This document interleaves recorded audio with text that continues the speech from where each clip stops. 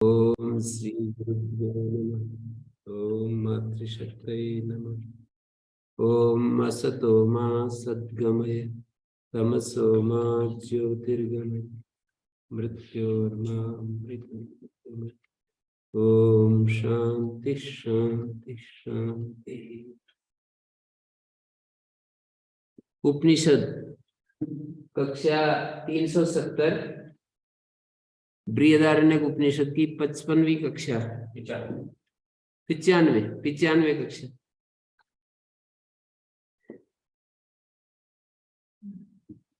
दूसरे अध्याय के प्रथम ब्राह्मण पर हम पीछे से चर्चा कर रहे हैं और ये शास्त्रार्थ 15वें मंत्र के बाद जो शास्त्रार्थ है उस पर आगे बढ़ रहे हैं।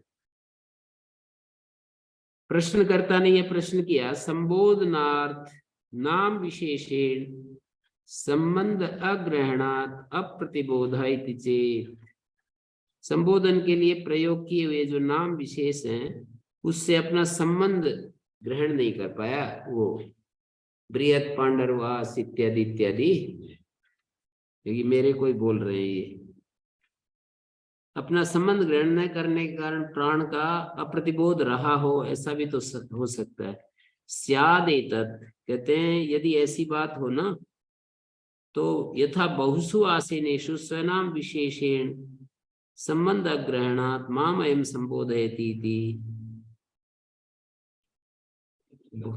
ऐसा होता है। हाँ, उसी को मतलब ये क्या बोलते हैं इसको, सूत्र वचन बोल करके उसकी भाष्यकार व्याख्या करते हैं। अपनी एक पंक्ति बोलेंगे और उसी पंक्ति की फिर व्याख्या करके उसको विस्तार से समझाएंगे, पूर्व पक्ष को दृढ़ करने के लिए। ऐसी शैली है। स्वपदानि च वर्ण्यन्ते भाष्यम भाष्य विदो विदु। भाष्य की परिभाषा ये है कि अपने ही वाक्य की भी व्याख्या की जाती है। सूत्रार्थो वर्ण्यते यत्र पदै सूत्रानुसारी भी। सूत्रानुसारी पदों के द्वारा सूत्रार्थ जहां बताया जाता है, भाष्य की परिभाषा जो है ना, तो स्वपदानि च वर्ण्यन्ते भाष्यम भाष्य विदो। वार्तिक क्या होता है, भाष्य क्या होता है, सूत्र क्या होता है, ऐसे एक एक परिभाषा बना रखी है। तो भाष्यकार एक वाक्य बोलेंगे, उसी वाक्य को दोबारा फिर स्पष्ट करेंगे। तो जैसे संबोधनार्थ नाम विशेषण संबंध ग्रहणाद प्रतिबोधादिति चेत, इसी की फिर व्याख्या कर रहे हैं कि ये बहुसु आसीनेषु स्वनाम विशेषण संबंध ग्रहणात् माम अयम संबोधयति। बहुत सारे बैठे हुए होते हैं तो वो अपने नाम विशेष के साथ संबंध ग्रहण नहीं हो पाता कि मेरे को ही ये बोल रहे हैं, संबोधित कर रहे हैं। शृण्वन अभी संबोध्यमानो विशेष तो न प्रतिपद्यते, सुनता हुआ भी मेरे को ही बोल रहा है, ऐसा कभी कभी संबद्ध ग्रहण नहीं होता है। तथा इमानी बृहन इत्यमादिनी मम नामानी इति अग्रहित संबंधत्वात्, ये संबंध ग्रहण नहीं हो रहा। प्राणो न गृह्णाति, इसलिए प्राण ग्रहण नहीं कर रहा है संबोधनार्थम शब्दम न तो अविज्ञातृत्वादेविति चेत। अविज्ञातृत्व नहीं है, ऐसा नहीं कि वो जान नहीं रहा है, अविज्ञाता नहीं, ऐसा नहीं, बल्कि उसे संबंध ग्रहण नहीं कर पाया बस। बहुत सारे बैठे हुए हो, कोई आकर के नाम उच्चारण करने लगे तो वो संबंध ग्रहण नहीं कर पाता है कि ये मेरे को ही बोल रहे हैं। ठीक है ना। मम नामानी इति अग्रहित संबंधत्वात् प्राणो न गृह्णाति संबोधनार्थम शब्दम। प्राण जो है संबोधन के लिए बोले गए शब्द को ग्रहण नहीं कर रहा है, संबंध अग्रहण के कारण है, न तो अविज्ञातृत्वात्, अविज्ञातृता के कारण नहीं। तो कह रहे हैं ये बात नहीं है। देवता अभ्युपगमे अग्रहण अनुपपत्ते, ये बात नहीं है। क्यों? देवता मान लेंगे थोड़ा ग्रहण नहीं होता। देवता स्वीकार, जैसे देवता चैतन्य चीज है, देवता जो होते हैं चिन्मय है। यहाँ पर देवता को चिन्मय रूप में देखते हैं। मेरे सिद्धांत में तो 2 विभाग कर दिए, जड़ देवता चेतन देवता, इस तरह से पर यहाँ इस अद्वैत मत में तो देवता कहते ही चैतन्य आ जाता है। देवता अभ्युपगमे अग्रहण अनुपत्ते, देवताओं को स्वीकार कर लिया तो अग्रहण नाम की कोई चीज वहां आ नहीं सकती है।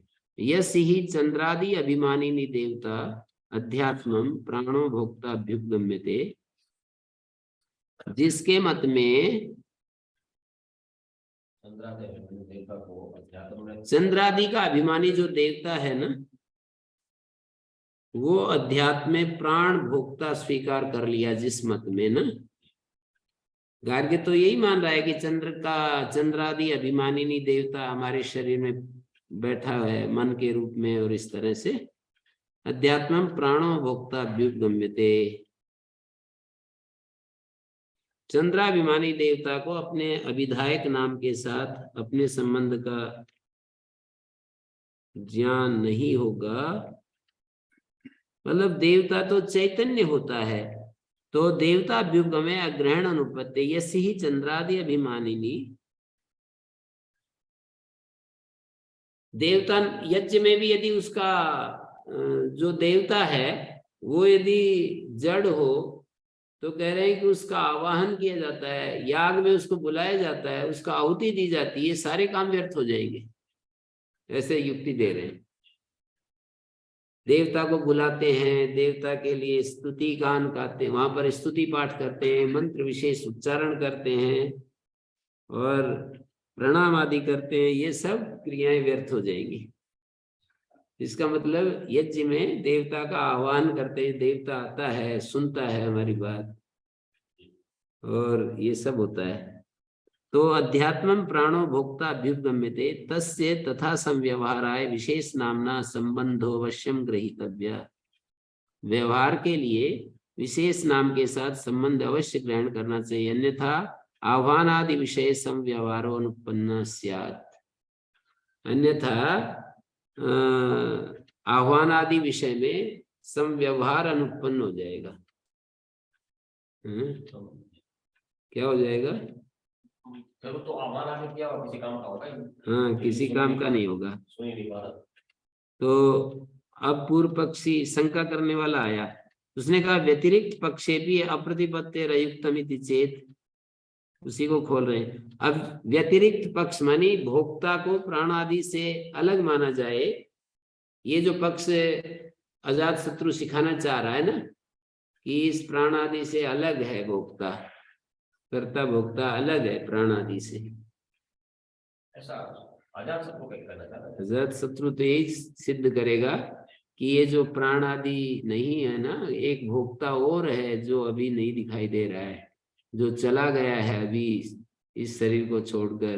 गार्ग्य तो इन्हीं को चंद्रादि को ही प्राणादि को ही मानता है, प्राणादि को ही मानता है और वो इससे अलग मान रहा है। तो उस पक्ष में कह रहे हैं व्यतिरिक्त पक्षे भी, अर्थात भोक्ता को प्राणादि से अलग मान करके चलते हैं, तो व्यतिरिक्त माना जाए तो भी तो वो पुकारने पर ना समझे, नहीं समझ रहा है, वो हमारे पुकारने पर नहीं समझ रहा है, अप्रतिपत्ति रयुक्तम इति चेत, और इसलिए तुम्हारा कथन वो शंका करने वाला कह रहा है कि ये तो वहां भी तो हो सकता है कि वो ना समझे। तो तुम जो कह रहे हो ना कि सिद्धांति ने ये जो कहा ना कि नहीं वो तो समझ ही लेता है, कहते हैं वहां भी तो ना समझे, ये संभव है। सिद्धांति ने जो ये कहा कि वो तो देवता है और देवता तो अवश्य ही संबंध अपना ग्रहण कर लेगा, समझ लेगा, ऐसा नहीं हो सकता है।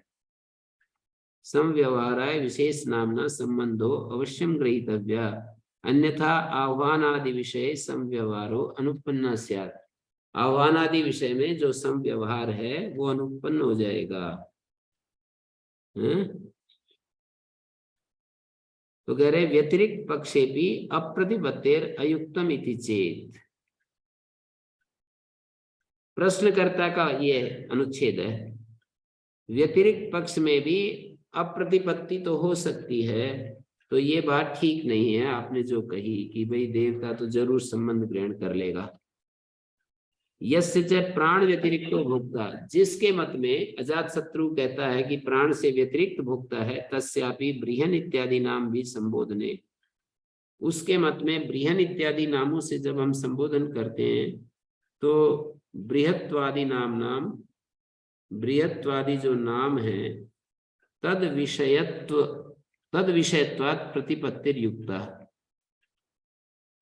बृहत्वादि जो नाम है ना उनकी तद विषयत्वात्, बृहत आदि नामों से पुकारा जाए तो उसे उसका ज्ञान होना चाहिए, क्योंकि उस समय बृहत्वादि नाम उसी को विषय करने वाले होते हैं। तत्प्रतिपत्तिर युक्ता न च कदाचिदपि बृहत्वादि शब्द संबोधिता प्रतिपद्यमानो दृश्यते, उसे बृहत्वादि शब्दों से पुकारे जाने पर कभी उसका ज्ञान होता दिखाई नहीं दे रहा। तस्मात् अकारणम अभोक्तृत्वे संबोधना प्रतिपत्तिरिति चेत, यदि ऐसा माना जाए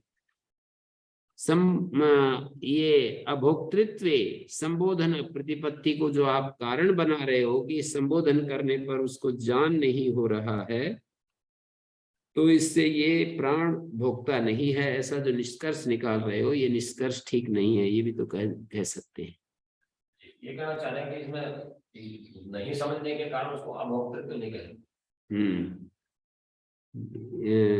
अकारणम अभोक्तृत्व संबोधन प्रतिपत्ति, अभोक्तृता में संबोधन की जो प्रतिपत्ति है इसको कारण नहीं बना सकते हैं कि ये प्राण भोक्ता नहीं है। अकारणम अभोक्तृत्व, इसको कारण नहीं बना सकते कि संबोधन अप्रतिपत्ति अभोक्तृत्व, तो कह रहे हैं सिद्धांति कह रहे हैं कि नहीं, तद्वतः तावन मात्राभिमान अनुपपत्ते, प्राणादि मान को केवल प्राणादि मात्र का अभिमान होना संभव नहीं। तद्वतः प्राणादि मान को केवल प्राणादि मात्र का अभिमान होना संभव नहीं है। तद्वतः प्राणादि मान को तावन मात्र अभिमान अनुपत्ते, वो कह रहे हैं कि प्राणादिमान है ना जो, उसको केवल प्राणादि मात्र का अभिमान होना संभव नहीं है। यस्य प्राण व्यतिरिक्तो भोक्ता स प्राणादि करणवान प्राणी, वो प्राणादि करण वाला प्राणी है। तस्य न प्राण देवता मात्रे अभिमानो यथा हस्ते, उसका प्राण देवता मात्र में अभिमान नहीं होता है। जैसे हस्त का उदाहरण दे रहे हैं, प्राणादि इंद्रियों वाला प्राणी होना चाहिए ना, उसे प्राण देवता मात्र में आत्म तत्व का अभिमान नहीं हो सकता। जैसे हाथ में, हाथ वाले का अभिमान नहीं होता, मैं हाथ हूं ऐसा कहाँ होता है, मैं प्राण हूं ऐसा कैसे अभिमान होगा। जो पहला वाक्य का ये समझ लिया, जैसे हाथ वाले व्यक्ति का अभिमान हाथ में नहीं होता, तो ऐसे ही प्राण में कैसे अभिमान हो गया प्राण वाले का। व्यक्ति का तो हाथ में भी अभिमान होता है और नहीं, मैं हाथ हूं ऐसे कहाँ होता है।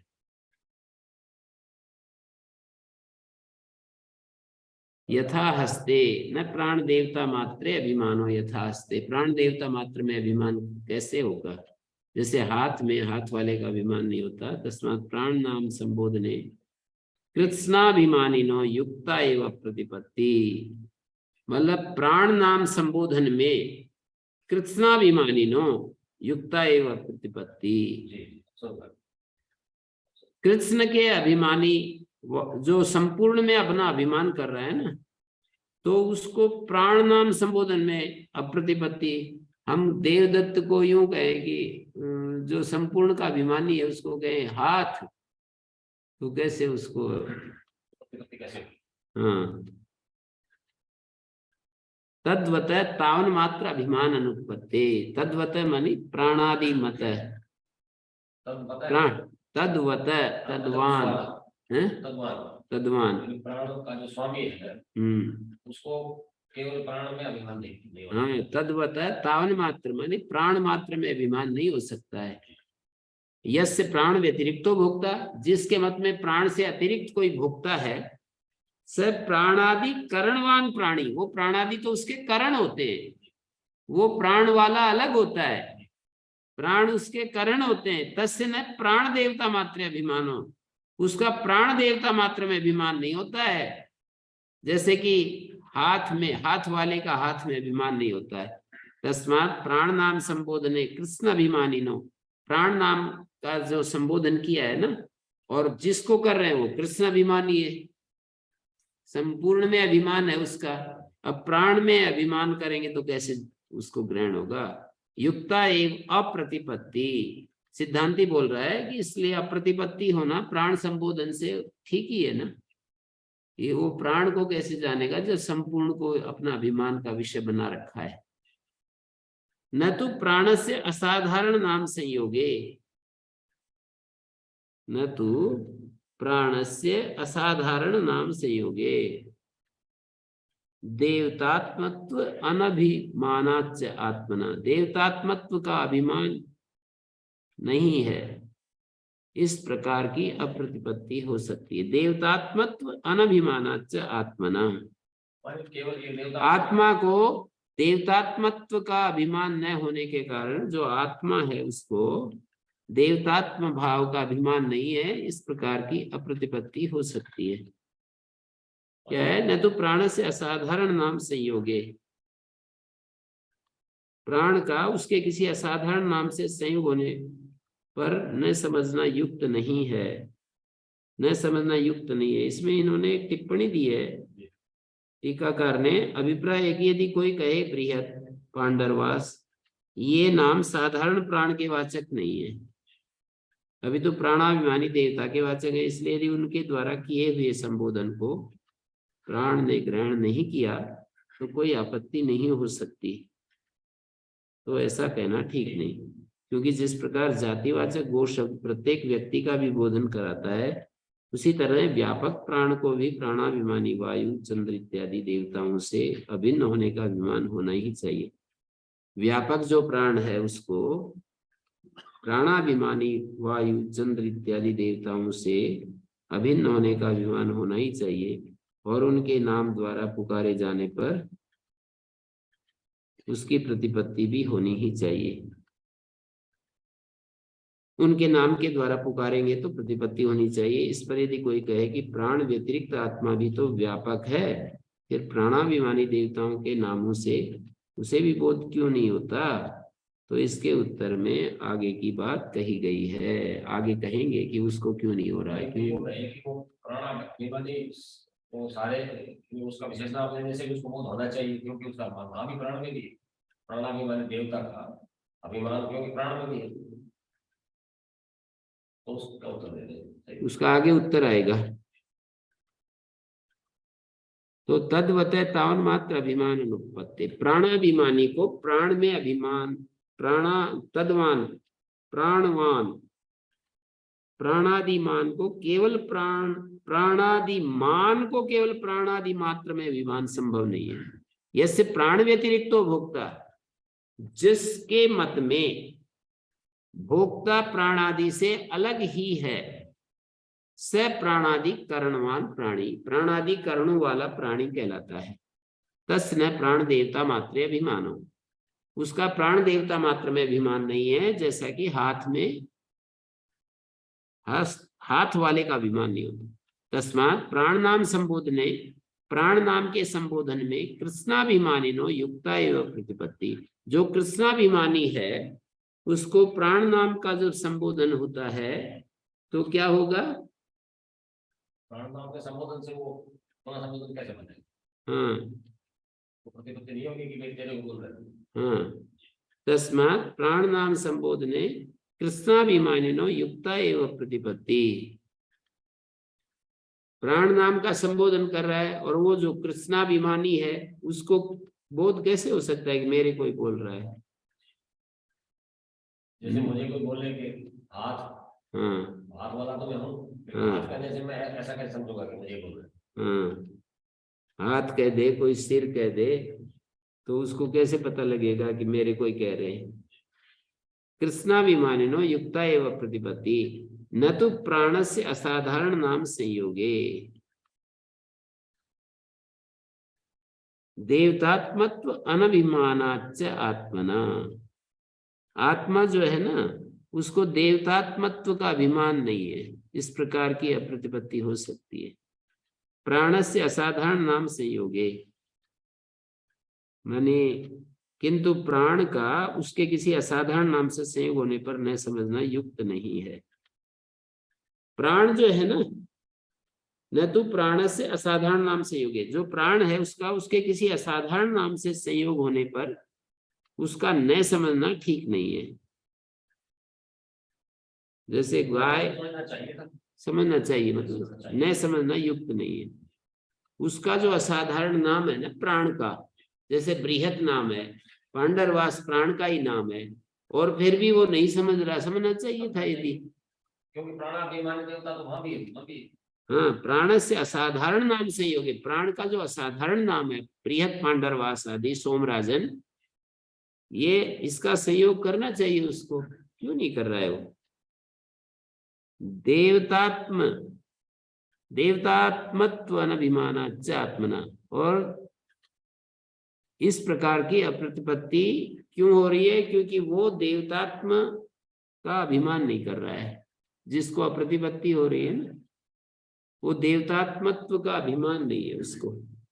देवतात्मत्व अनभिमानाच्च आत्मना, आत्मा के देवतात्मत्व का अभिमान नहीं है उसको, इसलिए अप्रतिपत्ति हो रही है। मतलब उसको वो समझ नहीं पा रहा है कि मुझे ही बोल रहे हैं। आगे आएगी चर्चा, स्वनाम प्रयोगे भी, ये शंका करने वाला कह रहा है अपना नाम उसको बोल भी दिया ना, अप्रतिपत्ति दर्शनात् अयुक्त नीति चेत, अपने नाम के प्रयोग में भी अप्रतिपत्ति देखी जाती है, ऐसा कहा जाए तो सुसुप्तस्य लौकिकम देवदत्तादीनाम तेनापि संबोध्यमाना कदाचित न प्रतिपद्यते सुसुप्तः। सोया हुआ व्यक्ति जो उसका देवदत्त आदि नाम होता है उससे हम पुकारें तो कभी कभी नहीं जगता है, वो सोया हुआ व्यक्ति ग्रहण नहीं कर पाता है। तथा भोक्ता भी सन प्राणो न प्रतिपद्यते इति चेत, भोक्ता होता हुआ भी, प्राण तो भोक्ता तो है पर वो अपना नहीं समझ पा रहा है। सोया हुआ स्थित लेना चाह रहे हैं, यदि प्राण भी सो गया हो, ऐसा कर रहे हैं। ये यूं कह रहे हैं कि सोया व्यक्ति को जब हम देवदत्त कहकर पुकारते हैं तो नहीं लेता, वो नहीं जगता ना, मतलब तुरंत नहीं उठता है। तो ऐसे प्राण भी अपना नहीं संबंध कर, ऐसा मान रहे हैं कि भाई प्राण भी सो गया। स्वनाम प्रयोगे भी अप्रतिपत्ति दर्शनात् अयुक्तम इति चेत, अप्रतिपत्ति होती देखी जाती है, इसलिए ऐसा कहना ठीक नहीं है। यदि आप ये कहो कि सुसुप्तस्य लौकिकम, सुसुप्त व्यक्ति का जो लौकिक देवदत्तादि नाम होता है ना, उससे जब उसको संबोधित किया जाता है कभी कभी नहीं लेता है वो, ऐसे भोक्ता होता भी प्राण नहीं प्राप्त कर रहा है। अभी सोने की तो बात नहीं कह रहे, पर ये कह रहे हैं कि जैसे सोया हुआ व्यक्ति जैसे अपने नाम के साथ संबंध स्थापित नहीं कर पाता, ऐसे ही प्राण भी नहीं कर पाया। तो उत्तर देता है सिद्धांती कि नहीं, आत्म प्राणयो सुप्त सुप्तत्व विशेष उत्पत्ति, शरीर और प्राण में आत्म प्राणयो सोने और ना सोने की सुप्त सुप्त रहने का भेद उत्पन्न है।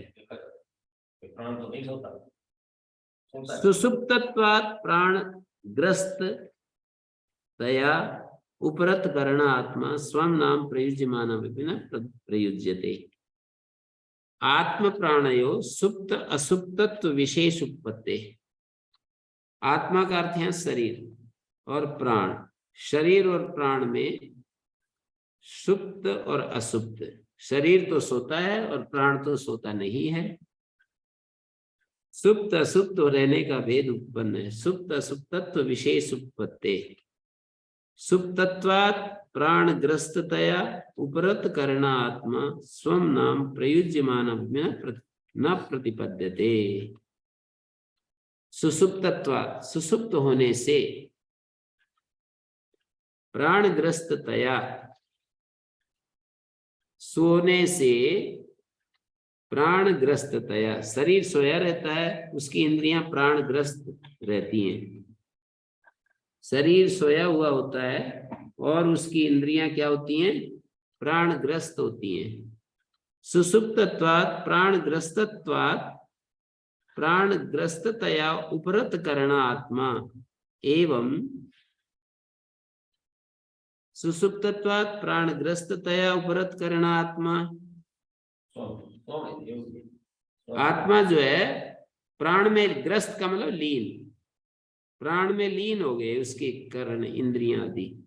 स्वम नाम प्रयुज्यमानम अपि न प्रयुज्यते, अपना नाम प्रयुक्त होता हुआ भी वो नहीं ग्रहण कर रहा है। न तो तद असुप्त से प्राण से भोक्तृत्व, प्राण तो कभी सोता ही नहीं है ना, तो असुप्त प्राण के भोक्तृत्व होने पर उपरत करणत्वम संबोधना ग्रहणम वा युक्तम, ये बात ठीक नहीं जमेगी। न तो तद असुप्त से प्राण से भोक्तृत्व उपरत करणत्वम, कि कर्ण उपराम हो गए, संबोधत अग्रहणम, और वो संबोधन का ग्रहण नहीं कर पा रहा है, ये जमेगा नहीं।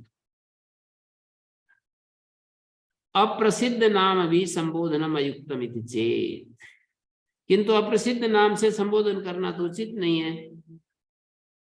अब अप्रसिद्ध नाम से संबोधन करने लग गए आप तो।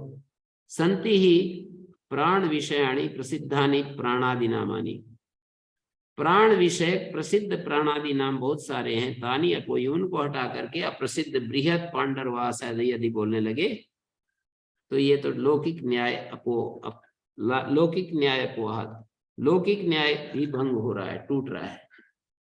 आपको प्रसिद्ध नाम बोलने चाहिए, अप्रचलित नाम बोल रहे हैं। तस्मात् भोक्तुरेव सतः प्राण से प्रतिपत्ति, प्राण तो भोक्ता ही है पर नाम उसका ठीक ले रहे हैं, नाम सही नहीं ले रहे आप उसका। प्राण से अप्रतिपत्ति रीति चेत, कहते नहीं, देवता प्रत्याख्यानार्थत्वात्, ऐसा करना ठीक नहीं, क्योंकि ये संबोधन देवता का प्रत्याख्यान निषेध करने के लिए था। ये संबोधन इसलिए किया था देवता का प्रत्याख्यान हो जाए। केवल संबोधन मात्र अप्रतिपत्त्याय असुप्त से आध्यात्मिक से प्राण से अभोक्तृत्व सिद्धे यत् चंद्र देवता विषयी नाम भी संबोधनम तच्चंद्र देवता प्राणो अस्मिन् शरीरे भोक्ता इति गार्ग्यस्य विशेष प्रतिपत्ति निराकरणार्थम।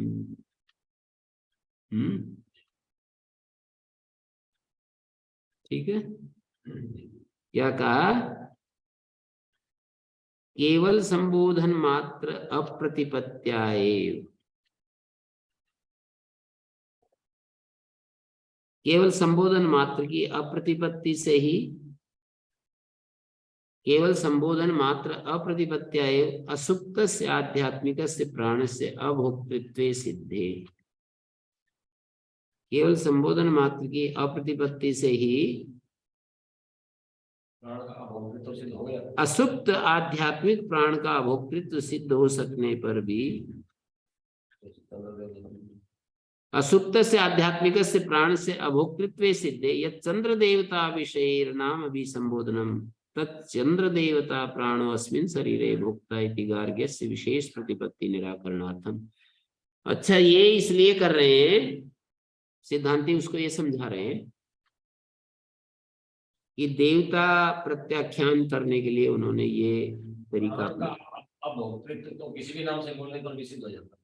हाँ, केवल संबोधन मात्र प्रतिपत्त्याय, मात्र अप्रतिपत्त्याय, केवल संबोधन मात्र सिद्ध हो जाती है। ये संबोधन देवता का प्रत्याख्यान निषेध कराने के लिए था। केवल संबोधन मात्र की अप्रतिपत्ति से ही असुप्त आध्यात्मिक प्राण का अभोक्तृत्व सिद्ध हो सकने पर भी, असुप्त जो आध्यात्मिक प्राण है, जाग रहा जो आध्यात्मिक प्राण है, उसका अभोक्तृत्व सिद्ध हो जाने पर भी, बहुत प्रसिद्ध नाम जो असुप्त से आध्यात्मिक से प्राण से अभोक्तृत्व सिद्धे यह चंद्र देवता विषय नाम भी संबोधनम, जो चंद्र देवता विषयक नामों से संबोधन किया, तच्चंद्र देवता प्राणो अस्मिन् शरीरे भोक्ता इति गार्ग्यस्य विशेष प्रतिपत्ति निराकरणार्थम। जो ऐसा समझ रहा है वो कि चंद्र देवता वाला जो प्राण है, चंद्र देवता संबंधी प्राण, चंद्र देवता संबंधी प्राण इस शरीर में भोक्ता बना हुआ है।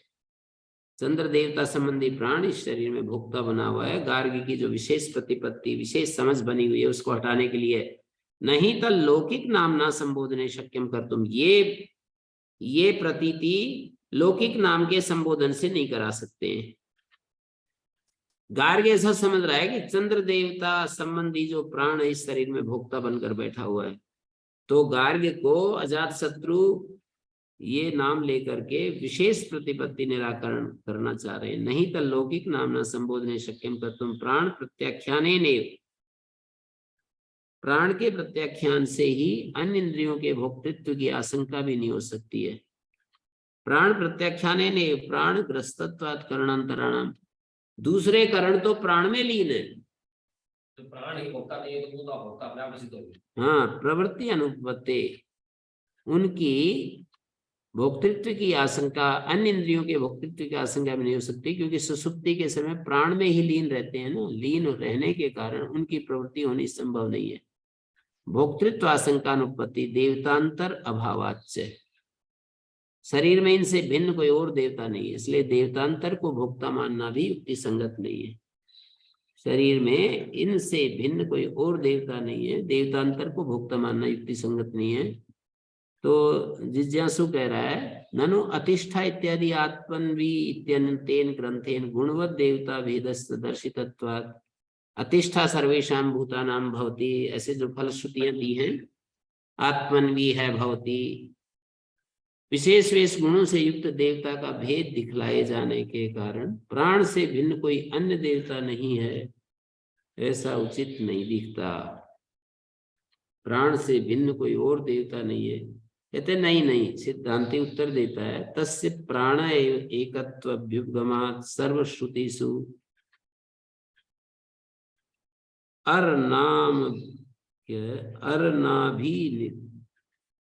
अर्नाभि निदर्शने, अर और नाभि का दृष्टांत दिया है सारी श्रुतियों में। सत्येन छन्नम प्राणो व अमृतम एषु एव सर्वे देवा कतमेको देवा प्राण सर्वदेवानां प्राणे एकत्व उत्पादनात् यथा प्राणे सर्वम अर्पितम, प्राण में जैसे सब कुछ अर्पित होता है। प्राणे एकत्व अभ्युपगमात्, सारी श्रुतियों में अर और नाभि के दृष्टांत द्वारा अरे की और नाभि के दृष्टांत दिया है। जैसे नाभि में सब कुछ समर्पित है, अरे जैसे नाभि में प्राण को नाभि स्थानीय माना है, इंद्रियों को अरे स्थानीय, जैसे नाभि में अरे समर्पित रहते हैं, ऐसे ही प्राण में सारी इंद्रियां समर्पित हैं। प्राणे एव एकत्वाभ्युपगमात्, सारी श्रुतियों में प्राण में ही एकत्व बतलाया है। अर नाभि दर्शनेन, अरे जैसे नाभि में बता दिए जाते हैं ना। सत्येन छन्नम प्राणो व अमृतम, उनका प्राण में एकत्व माना है, सत्य से आच्छादित है, प्राण ही अमृत है। यदि प्राण बाह्य से अन्य से अनभ्युपगमात् भोक्तु, प्राण से बहिर्भूत कोई और तो भोक्ता के रूप में स्वीकृति नहीं है ना।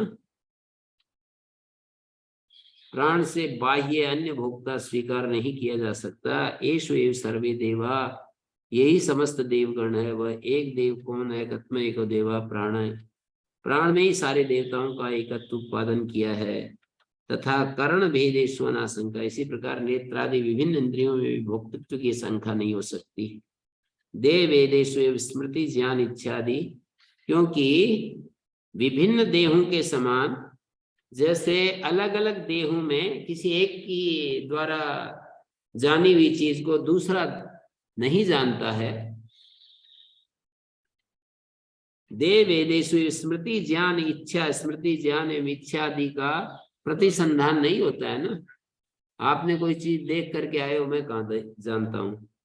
नहीं, अन्य दृष्टम अन्य स्मृति जानाति इच्छति प्रतिसंधाति वा, अन्य के देखे हुए को अन्य स्मरण नहीं करता, नहीं जानता, इच्छा नहीं करता, प्रतिसंधान नहीं करता। तस्मा न कर्ण भेद विषय भोक्तृत्व आशंका विज्ञान मात्र विषय वा कदाचित अभ्युपद्यते, इसलिए तस्मात् न कर्ण भेद विषय भोक्तृत्व आशंका, अलग अलग कर्णों के साथ संबद्ध जो भोक्तृत्व की आशंका है वो भी नहीं हो सकती। विभिन्न इंद्रियों के विषय में करण भेद विषय, इंद्रियों के विषय में भोक्तृत्व की जो आशंका है, विज्ञान मात्र विषय व विज्ञान मात्र के विषय में भोक्तृत्व की आशंका कभी नहीं हो सकती है।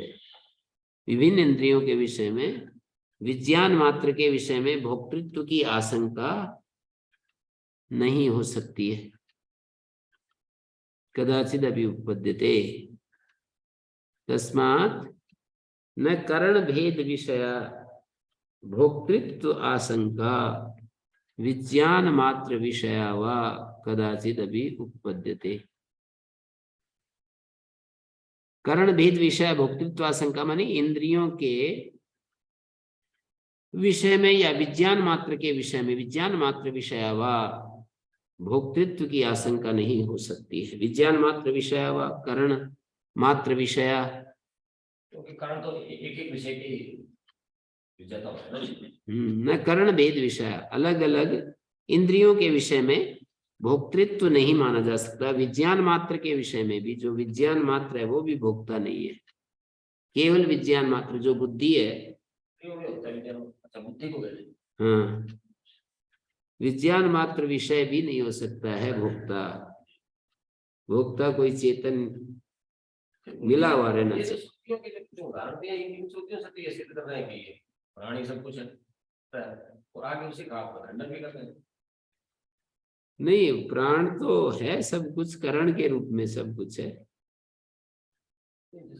एक अंतर्यामी ब्राह्मण होता है, अरे और ना बात, और एक प्राण ब्राह्मण होता है, वो जो क्या है, सूत्रात्मा प्राण। दो है ना ये, एक हिरण्यगर्भ है और एक विराट है, एक ईश्वर है। प्राणोपाधिक हिरण्यगर्भ है। प्राण जो है वो भोक्ता नहीं है, उपहित भोक्ता हो सकता है। और ये भोक्ता को हिरण्यगर्भ आदि को भी भोक्ता नहीं मानते, शुद्ध चैतन्य की तरफ ले जाते। नहीं, शुद्ध चैतन्य को नहीं ले जा रहे, उपहित को, उपाधि संगत को। सब में इंद्रिय में भी हाँ है, पर फिर भी अंतःकरण उपहित जो चैतन्य है वो बुद्धि तो अंतःकरण ही है। हाँ, तो उससे उपहित चैतन्य, केवल बुद्धि नहीं है ना भोक्ता। बुद्धि तो करण ही है, जो जो करण है वो तो भोक्ता नहीं है। करण में उपहित जो चैतन्य है उसको भोक्ता होता है। हाँ, करण तो भोक्ता नहीं हो सकता है। कर्ता और करण तो अलग ही होते हैं ना। तस्मात् न करण भेद विषय भोक्तृत्व आशंका विज्ञान मात्र विषय व ननु संघाते वस्तु भोक्ता। तो वो कह रहा है कि संघात को ही भोक्ता मान लिया जाए, इससे भिन्न भोक्ता की कल्पना क्यों कर रहे हो? किम व्यतिरिक्त कल्पना न आपेक्षण विशेष दर्शनात्, ऐसा नहीं हो सकता। संघात भी भोक्ता नहीं है। शरीर संघात है ना, कार्यकरण संघात, इसको भी भोक्ता नहीं कर सकते, क्योंकि आपेक्षण में विशेष दिखाई देने लगा। आपेक्षण का मतलब हाथ से दबाने पर विशेष अनुभव होने लगा। दबाने से पहले वो कुछ होता और दबाने के बाद यदि ही प्राण शरीर संघात मात्रो, प्राण और शरीर का संघात ही भोक्ता हो, तो संघात मात्र अविशेषात, संघात मात्र में तो कोई विशेषता नहीं है। आपिष्टस्य अनापिष्टस्य च प्रतिबोधो प्रतिबोधे विशेषो न स्यात्। तो जागने न जागने के समय संघात मात्र में सदा ही कोई अंतर नहीं होने के कारण आपिष्टस्य नापिष्टस्य, दबाए जाने और न दबाए जाने पर उसके जागे रहने में कोई विशेषता नहीं होनी चाहिए। सदा अपिष्टस्य नापिष्टस्य च प्रतिबोधे विशेषो न स्यात्। संघात व्यतिरिक्ते तो, संघात से अलग कोई भोक्ता है। संघात व्यतिरिक्ते तो पुनर्भोक्त्री संघात संबंध विशेषानेकत्वात्, संघात संबंध, संघात के साथ उसके संबंध विशेषों की अनेकता होने के कारण पेषण अपेषण कृत वेदनाया सुख दुख मोह मध्यम अधम उत्तम कर्म फल भेदोपत्ति से विशेषो युक्ता। न तो संघात मात्रे संबंध कर्म फल भेद अनुपत्ति विशेषो युक्ता। केवल संघात मात्र को भोक्ता मानने पर तो उसके संबंध और कर्म फल का भेद संभव न होने के कारण कोई विशेषता हो नहीं सकती। इन्होंने ये कहा संघात व्यतिरिक्ते तो पुनर्भोक्त्री, संघात से भिन्न यदि कोई भोक्ता होगा, संघात से भिन्न होगा तो संघात के साथ संघात संबंध विशेष अनेकत्वात्, संघात के साथ उसके संबंध विशेषों की अनेकता होने के कारण, संघात के साथ उसके जो संबंध विशेष हैं उसकी अनेकता होने के कारण संघात संबंध विशेष अनेकत्वात् पेषण अपेषण कृत वेदनाया सुख दुख मोह मध्य दबाने न दबाने से होने वाला ज्ञान तथा उत्तम मध्यम अधम कर्मों के जो सुख दुख पेषण अपेषण कृत वेदनाया सुख दुख मोह मध्य अधम उत्तम कर्म फल भेद उपपत्ति से विशेषता, सुख दुख मोह रूप फल भेद संभव होने के कारण विशेषता हो सकती है। तथा शब्दादि पटु मान्द्यादि कृतस्य, केवल संघात को भोक्ता मानने पर शब्दादि के पटुत्व मंदत्व आदि से होने वाला जो अनुभव है वो भी नहीं हो सकता। सिद्धांती सिद्धांति ये कह रहा है कि आपेषण में विशेष दिखाई देता है ना, यदि प्राण शरीर संघात मात्र भोक्ता होता तो संघात मात्र अविशेषात, तो जागने न जागने के समय संघात मात्र तो वैसा ही रहता है। संघात मात्र अविशेषात सदा अपिष्ट से नापिष्ट से प्रतिबोधे विशेषो न स्यात्, सदा ही कोई अंतर न होने के कारण संघात में तो संघात मात्र अविशेषात सदा आपिष्ट से नापिष्ट से प्रतिबोधे विशेषो न स्यात्, प्रतिबोध में संघात व्यतिरिक्त हेतु पुनर्भोक्त्री, संघात से अलग जो भोक्ता है उसके होने पर संघात संबंध विशेष अनेकत्वात्, संघात के साथ उसका जो संबंध विशेष है उन संबंध विशेषों की अनेकता, संबंध विशेष अनेकत्वात् पेषण अपेषण कृत वेदनाया, और सुख दुख मोह मध्य अधम उत्तम कर्म संबंध जो है ना, जैसे सुख के दुख के मोह के मध्यम अधम उत्तम, ये जो है ना उत्तम मध्यम अधम कर्मों के जो मध्यम अधम उत्तम कर्म फल भेदोपत्ति से विशेषो युक्ता, ये सारे उत्तम कर्मों का फल सुख होता है, अधम कर्मों का फल दुख होता है और मोह होता है, मोह रूप फल भेद रहता है ना इसका।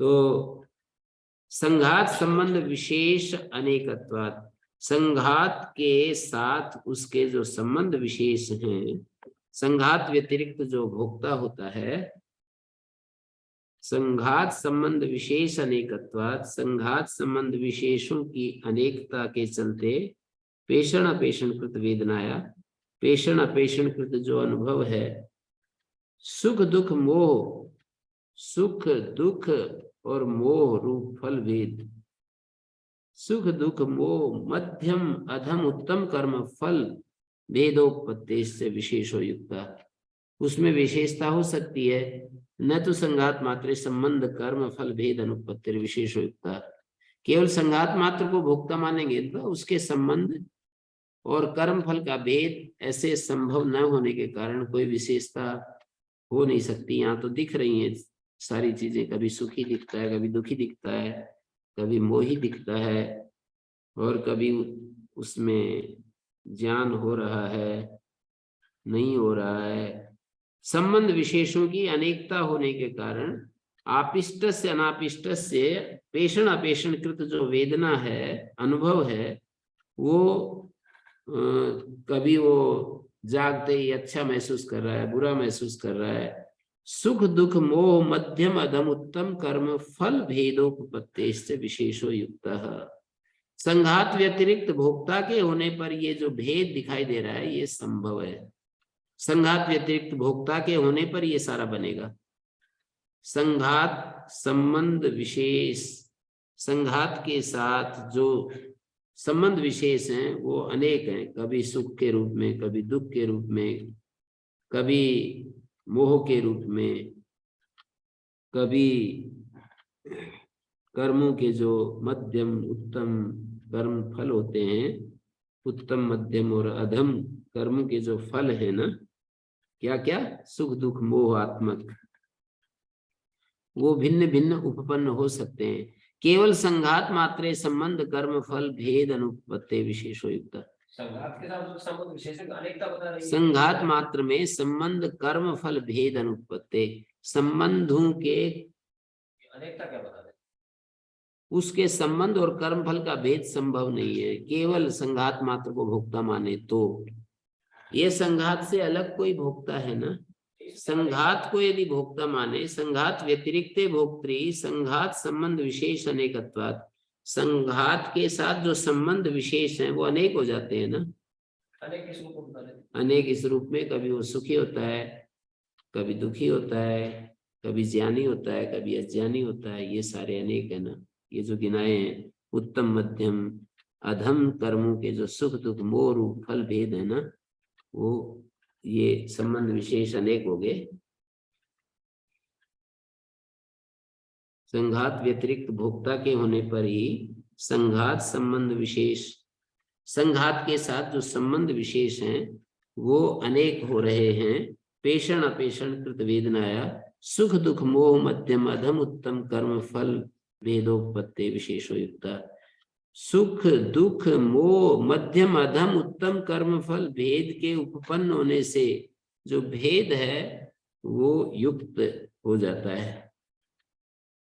न तू संघात मात्रे संबंध कर्म फल भेद अनुपत्ति, संबंध संघात मात्र क्या होने पर तो केवल संघात मात्र को भोक्ता मान लेना, न तो संघात मात्रे संबंध कर्म फल भेद अनुपत्ति, संबंध और कर्म फल का भेद संभव नहीं होगा। संघात के साथ जो संबंध हो रहा है और कर्म फल का भेद हो रहा है वो नहीं चलेगा। कोई कारण न होने से ये विशेषता नहीं होनी चाहिए।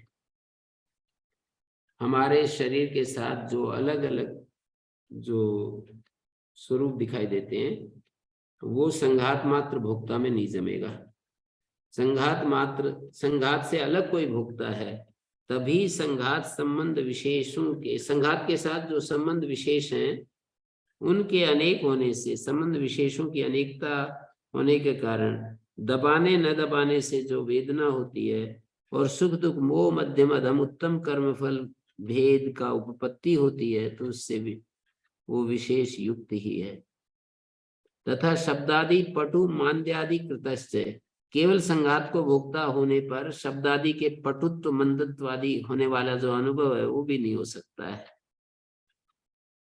शब्दादि पटु मान्द्यादि कृतश्च अस्ति चयम विशेषा, और अंतर तो दिखाई देता है कि यस्मात् स्पर्श मात्रेण प्रतिबुद्धिमानं पुरुषम, स्पर्श मात्र से न जागते हुए पुरुष को, सुप्तम सोए हुए पुरुष को पाणिना आपेशम आपिष्य आपिष्य बोधयन चकार अजात शत्रु, हाथ से दबा करके उसको जगाया। तस्माद या आपेषणेन प्रतिबुद्धे, जो आपेषण से जगा, ज्वलन निव स्फुरन निव कुतश्चिद आगता, जैसे कि दबाने से जगा जिसने ज्वलित और स्फुरित होते हुए के समान देह में मानो कहीं से आकर के वो एकदम से यहाँ स्फुरित हो उठा। प्रतिबुबुदे ज्वलन निव स्फुरन निव कुतश्चिद आगता इव पिंडम च पूर्व विपरीतम बोध चेष्टाकार विशेषादिमत्वेन, और उस पिंड को पहले से अलग ही प्रकार का बोध, चेष्टा, आकार, विशेष, इन सब से क्या कर दिया? हाँ, चेष्टा आकार विशेषादिमत्वेन आपादयन, दबाने से जो जगा जिससे ज्वलित और स्फुरित होते हुए समान देह में मानो कहीं से आकर उसे पहले से विपरीत बोध, चेष्टा, आकार विशेष आदि से युक्त कर दिया। वो गार्ग के माने हुए जो ब्रह्म थे उनसे भिन्न है ऐसा सिद्ध हो गया। गार्ग ने जिनको ब्रह्म माना उनसे ये अलग सिद्ध हो रहा है। चेष्टा आकार विशेषादिमत्वेन आपादयन, उसको आपादित करता हुआ, ततो अन्यो अस्ति गार्ग्याभिमत ब्रह्मभ्य, गार्ग्याभिमत जितने ब्रह्म हैं, बहुत सारे बताए ना उन्होंने कि इसको मैं ब्रह्म मान रहा हूँ, इसको मान रहा हूँ। सो अन्यो अस्ति गार्ग्याभिमत ब्रह्मभ्यो व्यतिरिक्त, गार्ग से अभिमत ब्रह्म जितने भी हैं उनसे अन्य ही कोई ये है। ये पहले वाला पहला समझ गया, कौन सा? ये एक बात समझ गया, संघात व्यतिरिक्त तो पुनर्भोक्तृ संघात संबंध विशेषादेकत्वात् पेषणापेषणकृत वेदनायाः सुख दुख मोह संघात व्यतिरिक्त, पीछे वाला सिद्धांति, संघात से अलग यदि भोक्ता मानेंगे ना, तो संघात के साथ जो संबंध विशेष बहुत सारे बताए, कहीं सूर्य का बता रहे, कहीं चंद्रमा का बता रहे, कभी ये पीछे दर्पण का, फिर किसका किसका ये बताए हैं, बहुत सारे संबंध विशेष। संघात व्यतिरिक्त पुनर्भोक्तृ, संघात संबंध विशेष अनेकत्वात्, संबंध विशेषों की अनेकता होने के कारण पेषण अपेषण कृत वेदनाएं सुख दुख मोह मध्य मध्यम अधम उत्तम कर्म फल भेदोपत्ति से विशेषो युक्त। संबंध विशेषों की अनेकता से क्या कहना चाहते हैं, और फिर इसमें सुख दुख और पुण्य पुण्य कैसे, ये सब क्या? संघात व्यतिरिक्त जो भोक्ता है उसको यदि हम स्वीकार करेंगे ना, संघात व्यतिरिक्त पुनर्भोक्तृ, संघात संबंध विशेषों के अनेक होने से ये भेद बन जाएगा। संघात संबंध विशेष अनेक से क्या कहना चाहते हैं? संबंधों के संघात संबंध, संघात के साथ जो संबंध विशेष है ना, उनकी अनेकता के चलते ये विशेषता जो दिखाई दे रही है बन जाएगी। संघात मात्र में तो संबंध कर्म फल भेद अनुपत्तिर विशेषो न युक्ता, ये जो न है इधर जुड़ेगा, संघात मात्रे संबंध कर्म फल भेद अनुपत्ति, संघात मात्र में जो संबंध और कर्म फल का जो भेद है वो नहीं बनेगा। यहाँ तो बन जाएगा जब संघात से अतिरिक्त कोई भोगता है तो पेषण अपेषण कृत वेदनाया सुख दुख मोह मध्यम अधम उत्तम कर्म फल भेदोपत्ति से विशेषो युक्त। ये जो भिन्नता दिखती है हमारे को कि हम उत्तम कर्मों का फल सुख भोगते हैं, अधम मध्यम कर्मों का फल दुख होता है, अधम कर्मों से मोह प्राप्त होता है, उत्तम मध्यम और अधम सुख दुख मोह क्रम से जो मिलते हैं, सुख दुख मोह मध्यम अधम उत्तम। इस वाक्य में तो नया तो कहीं नहीं, अगले वाक्य में न है, इसमें कहाँ है? संघात व्यतिरिक्त पुनर्भोक्तृ, संघात से अलग भोक्ता होने पर संघात संबंध विशेषों के अनेक होने से पेषण अपेषण कृत वेदनाया, बाद में देख लेंगे फिर, कोई बात नहीं। तथा शब्दादि पटु मान्द्यादि कृतश्च, केवल संघात को भोक्ता मानने पर, शब्दादि पटु मान्द्यादि कृतश्च, केवल संघात को भोक्ता मानने पर शब्दादि के पटुत्व मंदत्वादि से होने वाले अनुभव का भेद भी नहीं हो सकता है। अस्ति चायम विशेषा यस्मात् स्पर्श मात्रेण प्रतिबुद्धिमानं पुरुषम सुप्तम, स्पर्श मात्र से न जागते हुए पुरुष को सुप्तम पाणिना अपेशम आपिष्य आपिष्य बोधायन चकार अजात शत्रु, ये तो समझ गया। तस्माद या आपेषणेन प्रतिबुद्धे, आपेषण से जो जगह है,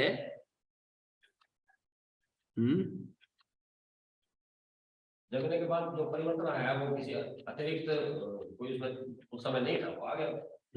इसलिए सिद्ध हो गई, तो ठीक समझ आ रहा है। आपेषणेन प्रतिबुद्धे ज्वलन विस्फुरन कुतश्चित् आगतायु पिंडम च पूर्व विपरीतम बोध चेष्टाकार विशेषादिमत्वेन आपादयन, और पिंड को पहले से अलग प्रकार का बना रहा है अब इस समय, वो बोध भी अलग हो रहा है, चेष्टा भी अलग, आकार विशेष अलग हो रहा है। संबंध अनेक से कुछ ऐसा तो नहीं कहना चाह रहे कि कभी संबंध होता है, नहीं होता, जैसे सुसुप्ति में नहीं होता संबंध, जगने पर संबंध हो गया। उसको बाद में देखने के लिए मैंने कहा, फिर भी क्यों पीछे पड़ रहे उसके। संगतत्वाच पारार्थोपत्ति, संगत होने से होने के कारण भी प्राण की परार्थ सिद्ध होती है। संघ तत्वाच पारार्थ उत्पत्ति। संघ तत्वाच एक नियम है ना दर्शन शास्त्र का, संगतस्य परार्थत्वात्, संघात सदा परार्थ होता है। संगत परार्थ होता है। जैसे ये मकान मकान के लिए नहीं है, मकान के स्वामी के लिए है, गाड़ी गाड़ी के लिए नहीं। तो वैसे ही ये संघात शरीर है, ये शरीर के किसी अन्य उसके लिए। तो संगतस्य परार्थ उत्पत्ति प्राण से, संगत होने के कारण भी प्राण की परार्थ सिद्ध है। प्राण भी संगत पदार्थ है। गृह से स्तंभादिवत शरीर से अंतर उपस्तंभ का प्राण, स्तंभ आदि की तरह शरीर का अंतर उपस्तंभक अंतर आधारभूत प्राण शरीर आदि से अलग है। शरीर आदि स्तंभ आदिवत शरीर से अंतर उपस्तंभ का प्राण, मतलब घर के स्तंभ आदि की तरह शरीर का अंतर जो आधारभूत प्राण है ना, अंतर उपस्तंभ का प्राण शरीर आदि भी संगत है। वो शरीर आदि के साथ मिला हुआ है, ऐसा हमने कह दिया है। प्राण शरीर आदि के साथ उसका आधारभूत अंतर उपस्तंभक है। अर नेमी बच्चे, जिस प्रकार अरे और नेमी संगत हैं, उसी प्रकार देह और प्राण भी अपने आपस में मिले हुए हैं। तस्मात् गृहादि वस्तु स्वावयव समुदाय जातीय व्यतिरिक्तार्थम संघन्यते एवं अवगच्छामः। तो देहादि संघात गृहादि के समान स्वावयव समुदाय जातीय व्यतिरिक्तार्थम संघन्यते, मानी अपने अवयव समुदाय जाति से अलग के लिए ये संघात हुआ है। गृहादि वस्तु अवयव है ना, विजातीय के लिए हुआ है। गृहादिवत स्व अवयव समुदाय जातीय, अपने अवयव समुदाय जातीय से अलग प्रकार के लिए, गृहादि के समान अपने अवयव समुदाय की जाति वाले पदार्थों से भिन्न आत्मा के लिए ये इकट्ठा हुआ है।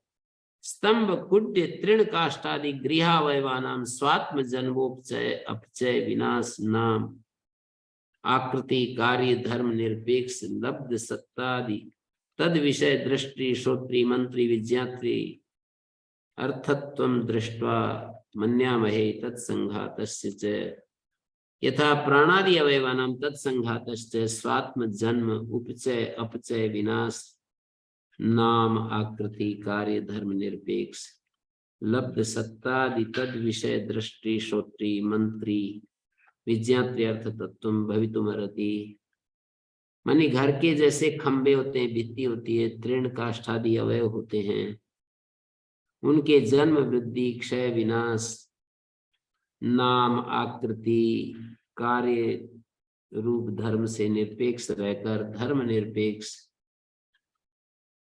जिसने सत्ता स्फूर्ति आदि प्राप्त की है, लब्ध सत्तादि तद विषय दृष्टि श्रोत्री मंत्री विज्ञात्यर्थत्व धर्म निरपेक्ष जो क्या है, ये कार्य धर्म कार्य रूप धर्म से निरपेक्ष, कार्य में जो भी धर्माद है वो इसमें नहीं आ रहा। कार्य धर्म से निरपेक्ष जो लब्ध सत्ता आदि तद विषय दृष्टि श्रोत्री मंत्री विज्ञाति जिसने सत्ता और स्फूर्ति आदि प्राप्त की है ना, स्तंभ कुड्य तृण काष्ठादि गृहावयवानाम, घर के खंबे होते हैं, भित्ति तृण काष्ठादि अवयवों के जन्म वृद्धि क्षय विनाश, अवयवों के स्वात्म जन्म उपचय अपचय विनाश नाम आकृति कार्य धर्म निरपेक्ष, कार्य में आए हुए जो धर्म है उनसे निरपेक्ष जो लब्ध सत्ता आदि तद विषयक, जैसे घर का स्वामी घर में जो भी बदलाव होते हैं उनसे भी निरपेक्ष रहता है, उसमें कोई बदलाव नहीं होता। सत्ता और स्फूर्ति आदि प्राप्त की है ना किसने, जैसे गृह स्वामी ने घर से की है अभिवादी से, हैं क्या बोल रहे हैं, नाम आकृति कार्य धर्म निरपेक्ष लब्ध सत्तादि तद विषय दृष्टि श्रोत्री मंत्री विज्ञात्री अर्थत्व दृष्ट्वा मन्यामहे। गृह स्वामी उनका जैसे दृष्टा मात्र रहता है, कार्य धर्म से निरपेक्ष, उसमें जो पदार्थ में जो उपचय अपचय विनाश नाम आकृति ये कार्य में जो धर्म होते हैं उनसे निरपेक्ष लब्ध सत्तादि तद विषय दृष्टि श्रोत्री, उससे अलग जिसने सत्ता स्फूर्ति आदि प्राप्त की हुई है ना, वो जो स्वामी ने, तद विषय दृष्टा श्रोता मनता विज्ञाता के लिए देख करके हम मानते हैं संघात से, उसका संघात एक अलग है। तथा प्राणादि अवयवनाम तत्संघात स्वात्म जन्म, अवयवों का और उसके स्वामी का स्वात्म जन्म उपचय अपचय विनाश नाम आकृति कार्य धर्म निरपेक्ष लब्ध सत्ता आदि तद विषय दृष्टि श्रोत्री मंत्री विज्ञातार्थत्व भवितुमर्हति, मतलब वो अलग प्रकार की कुछ चीज है जिसमें ये जो कार्य पदार्थ है इसके धर्म से वो निरपेक्ष है। मानी इसमें जन्म वृद्धि क्षय विनाश नाम आकृति ये सब होता है, उसमें नहीं होता। उसमें तो बस सत्तादि प्राण सत्तादि तद विषय दृष्टि लब्ध सत्तादि सत्ता आदि प्राप्त की हो जिसने, जो इन प्राणादि विषयों का दृष्टा श्रोता मनता विज्ञाता बना हुआ है, केवल सत्ता प्राप्त की हुई है, कार्य धर्म से निरपेक्ष रहकर सत्तादि प्राप्त की हो, मतलब तद विषय लब्ध सत्तादि तद विषय दृष्टि, जिसने सत्ता को पाया है तद विषय दृष्टा श्रोता मंत्रा विज्ञाता अर्थत्वं भवितुमर्हति देवता चेतनावत्वे समत्वात्। इसको अब कल देखते हैं, काफी लंबा शास्त्रार्थ है लेकिन अभी अंत आने वाला है, फिर लास्ट वाले के ऊपर करेंगे। गुरुदेव। हाँ जी गुरुदेव, भोक्ता और कर्ता ये तो समझ में आ गया, पर ये भोक्तृत्व और भोक्ता इसमें क्या अंतर है? और भोक्त्री, आप तीन चीज बोलते हो। नहीं, भोक्त्री तो नपुंसकलिंग शब्द है।